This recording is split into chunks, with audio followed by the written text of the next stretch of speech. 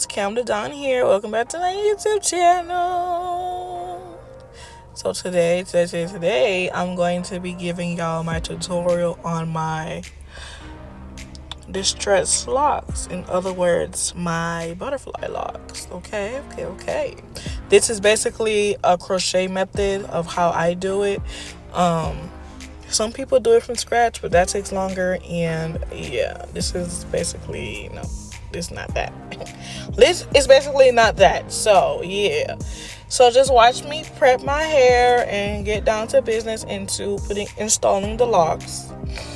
And I will tap in later on in the video, just in case if y'all have any questions about anything. I have the answers. Okay.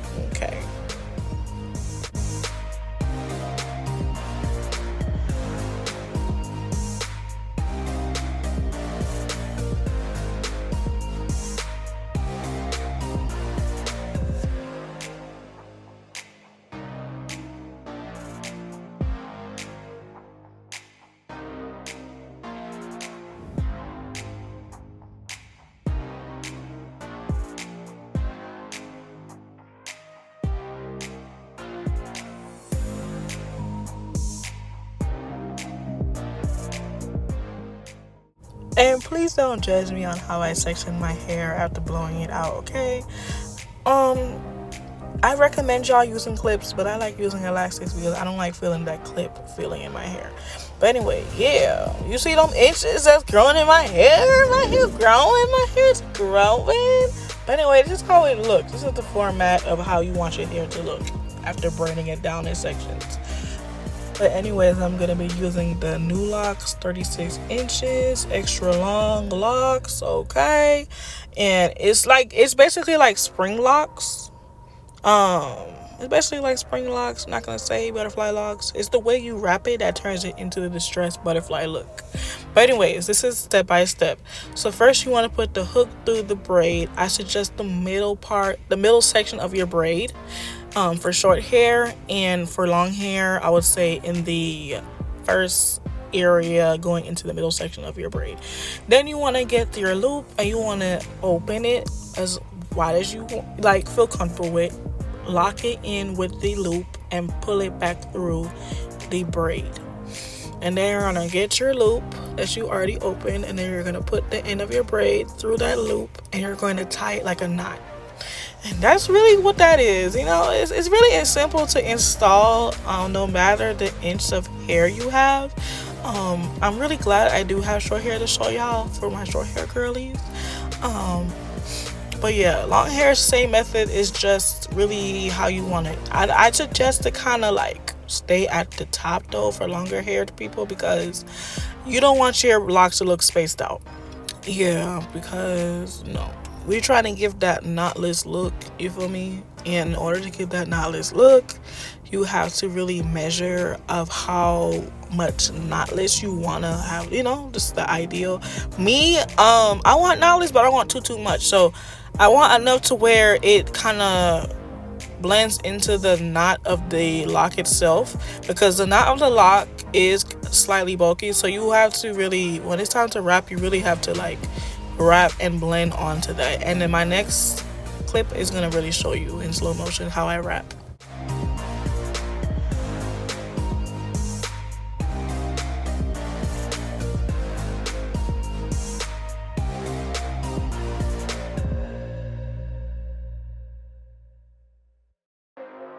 Alright, so boom, now you want to get your crochet hook again. Same thing, you just want to really put it through the root of your hair now. So as you can see, I'm putting it through the middle, and then I'm grabbing my wrapping hair. And my wrapping hair, you could really get it where it's kind of next to the dreadlock section in the beauty supply store. If not, then it's gonna be your kinky curly. You can really get Marley hair, but I like to use soft tresses because my hair is not as thick as other women as far as 4C hair goes. My hair is more like a 4B 4C, so I like to kind of stick to the texture of my real hair versus getting thick Marley hair, just for irritation purposes and stuff. But yeah, so I put I put my hair through just the same way I did for my dreadlock, except it's the actual hair I'm using now, and I'm putting it on my base, and now I'm wrapping it. I like to wrap it 4 times just to make sure that it's concealing the root area, so it looks like it's growing out of my head. You know what I'm saying? You don't want to wrap it less than 4 times, and you don't want to really wrap it more than 4 times because you don't want it to be too tight and cause a lot of tension. Then you're going to go ahead, after you're done wrapping it 4 times, you're going to go ahead and you're going to wrap the actual dreadlock now. When it comes to the knot right there where the dreadlock starts, I suggest kind of loosening up your grip with the hair so that it wraps that knot. And as you go, you just kind of, just relax your arms, your hands a little bit, and just wrap casually. You don't have to really wrap tight like the root. The only reason why you want to wrap tight at the root is because you want to make sure that it's seamless and not too tight, not too slack, just right, so where you can move it on the first day. Because I know, like, when we used to get our hair done growing up, especially us black girlies, we used to go to the Africans and they used to really be way too tight on our hair for no reason. Okay. So as you can see, as I'm wrapping loose but not too loose to where it's giving the butterfly distress look. And once I get to the bottom, I'm gonna have some hair left. It's gonna show in the next clip, basically not the next clip, but later on in this clip, it's gonna show me wrapping backwards. So I wrap back up at the very end because I want to seal the hair that I wrapped going down. It's just a natural, easy way to seal the ends. I know some people like to burn the ends, but me personally, I don't like that burnt, rough feeling on the hair because not every pack of hair is going to take well with burning. So this is what works for me. Now I go ahead and I rub it like how, when you twist dreadlocks, you want to rub it. If it's real, if it's fake, you still want to rub the hair that you wrap because you want to make sure that there's no budding on the first day and it's a slick look. You know what I'm saying? So this is another tutorial again. So I pull the hair through. I make sure that one side is longer than the other side so that it covers my real braid. Now, the longer your hair is, you can adjust like how I just did to your braid length. And then you can just go according to that. The thickness of the hair that I put through my base, it really depends on the dreadlock you buy. In this case, the dreadlock I bought was not too thick, not too skinny. It was like basically matching my actual thickness of my hair. And that's kind of important when it comes to doing your dreadlocks, but some people like to do their dreadlocks a different style, which is okay. It's just ideal to do it like this so that it's easier for you if you do it yourself. So like the dreadlock matches my hair type and the wrapping hair matches my hair type to where it's just a 1, 2, 3. Like it's like I'm wrapping my real hair, and then I wrap it 4 times at the base, and then I start relaxing my grip to wrap the rest of the hair. Once I get to the bottom, I go ahead and I wrap back up, and I like to wrap back up until there's no hair, and then I rub it. And then I rub my hands together to do the palming effect, and that's to just seal in the tail of the ends of the wrapping hair. And then, as you can see, I'm watching TV. This style really took me about, I'm gonna say 10 hours in total because I was distracted, but like on a regular base, it would probably have taken me less, like 8 hours, 7 hours. Now, if I'm doing it on somebody, obviously I'm gonna be quicker because I can see what's going on.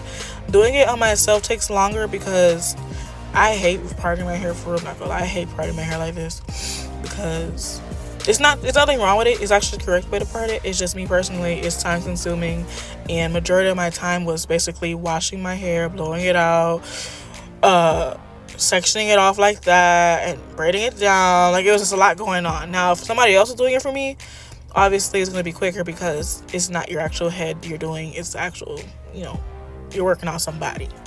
Not everybody's going to be different with their speed. I went to school, so over time I got quick on working on people with certain things. Now, me personally, working on myself, I never really did that in school. It was a headache. We had to wake up mad early, and then we have to be there all day working on mannequins. Like, girl, please.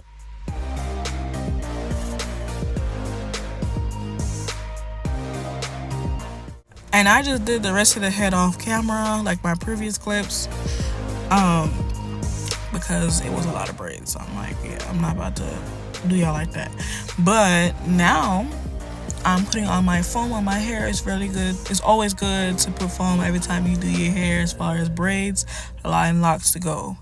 To basically set your hair, make sure everything's nice and neat, kind of relax the roots a little bit, make sure everything's tucked in, so it's like a finishing look. Like, if you don't want to use a spray, you can use foam. In this case, I use both because I'm extra like that. And yeah, then I went ahead and used my sheen spray from my roots to give it some moisture and some oils back in there and make sure everything's nice and sealed. And now I'm doing my baby hairs. I like to use my rat tail comb, and in this case I'm using the not Eco Style gel, Lord, the Style Factory gel. I had to go over it. I was gonna like curl my edges, but I was in a rush to go somewhere, so I wasn't really trying to do all that. But the other day I did that and it looked so good. It still look good, but yeah, that's how the back looks. If y'all like this video, please like, comment, subscribe. Tell me what y'all think down in the comment section below. My Don does be yourself. And if you don't be yourself, then I know what to tell you. I don't know what to tell you. Nah, no, Loki though, you can't tell me I didn't eat this look, okay? This might be my go-to look on a good day. If I get tired of doing my hair, this is my hairstyle, okay? Okay.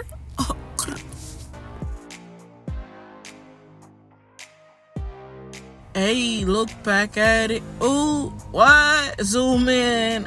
Ooh, hey, look to the side. Doo-doo, hey, other side. Whoop, whoop. All right, let me shut up. Bye, y'all.